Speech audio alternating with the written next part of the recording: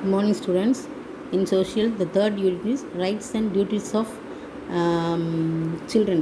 Rights and duties of children. குழந்தைகளின் உரிமைகள் மற்றும் கடமைகள். Introduction. In school today, Ramesh has had an interesting day. He learned many rules that he must follow in class. Let us listen to him talking to his mother about it class.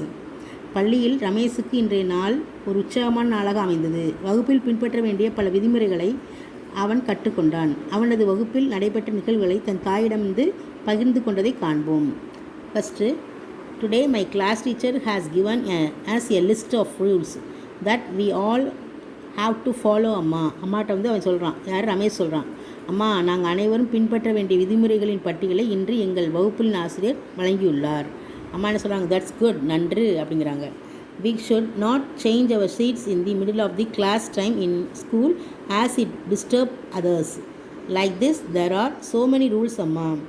பள்ளியில் வகுப்பு நேரத்தின் இடையில் எங்கள் இருக்கைகளை மாற்றக்கூடாது, அது மற்றவர்களுக்கு இடையூறாக இருக்கும். இது போலவே பல விதிமுறைகள் உள்ளது அப்படின்னு அம்மாட்ட சொல்கிறான். I think that is very important. Rules are made so that the class can work together properly without disturbing others. அதாவது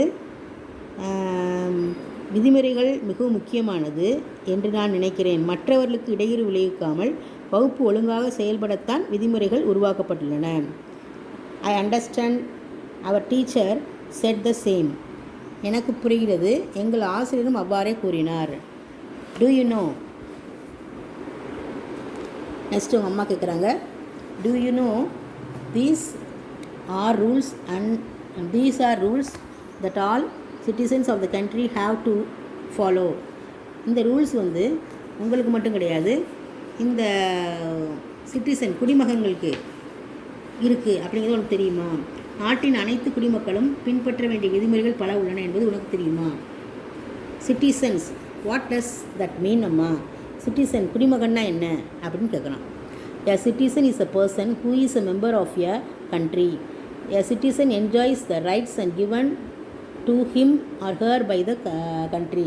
குடிமகன் என்பது ஒரு நாட்டின் உறுப்பினராக இருக்கும் ஒரு நபர் ஆவார். ஒரு குடிமகன் நாடு தனக்கு வழங்கியுள்ள உரிமைகளை அனுபவிப்பவன் ஆவான். ஓகே அப்படின்னா சரி. Who sets these rules for citizens? சரி, இந்த விதிமுறைகளை குடிமக்களுக்காக அமைப்பது யார் அப்படின்னு கேட்குறாங்க. Did you know the number of years it takes for a foreigner to get Indian citizenship? If a foreigner stays in India for 12 years, they can get Indian citizenship. இந்திய குடியுரிமையை பெற ஒரு வெளிநாட்டவர் எத்தனை ஆண்டுகள் இந்தியாவில் குடியிருக்க வேண்டும் என்பது உங்களுக்கு தெரியுமா? ஒரு வெளிநாட்டவர் இந்திய குடியுரிமையை பெற 12 ஆண்டுகள் இந்தியாவில் குடியிருக்க வேண்டும். Next, the Constitution of India sets these rules. இந்த விதிமுறைகளை இந்திய அரசியலமைப்பு அமைக்கிறது. இது தம்பிக்கு அவன் கேட்குறான், who sets the rules for citizen? யார் இந்த விதிமுறைகளை அமைச்சது அப்படின்னு ரமேஷ் கேட்குறான். அதுக்கு அவங்க அம்மா என்ன சொல்கிறாங்க, இந்த விதிமுறைகள் இந்திய அரசியல் அமைப்பு, that means the constitution of India.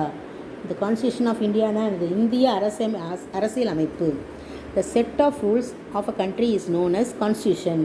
ஒரு நாட்டின் விதிமுறைகளின் தொகுப்பு அரசியலமைப்பு என அழைக்கப்படுகிறது.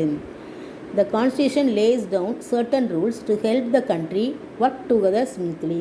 ஒரு நாடு சீராக இணைந்து செயல்பட அரசியலமைப்பு சில விதிமுறைகளை வகுக்கிறது. The Indian constitution is the lengthiest constitution of the world. The original document was hand return. இந்திய அரசியலமைப்பு உலகின் மிக நீளமான அரசியலமைப்பாகும். இவற்றின் அசல் ஆவணம் கையால் எழுதப்பட்டதாகும்.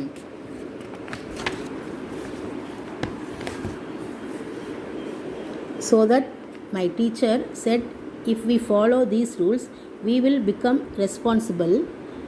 Does Constitution make citizens responsible? அதனால்தான் இந்த விதிமுறைகளை பின்பற்றினா நாங்கள் பொறுப்பு மிக்கவளாவோம் என்று எனது ஆசிரியர் கூறினார். அரசியல் அமைப்பு குடிமக்களை பொறுப்பு மிக்கவர்களாக உருவாக்குகிறது. எஸ், ஆம். It helps all people to be responsible citizen of our India. இது நம் நாட்டின் அனைத்து மக்களையும் பொறுப்புமிக்க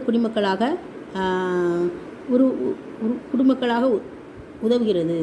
நம் நாட்டின் அனைத்து, அதாவது all people to be responsible, நம் நாட்டின் அனைத்து மக்களையும் பொறுப்புமிக்க குடிமக்களாக்க உதவுகிறது. Okay students, we can learn next in next class we can learn about child rights. Thank you.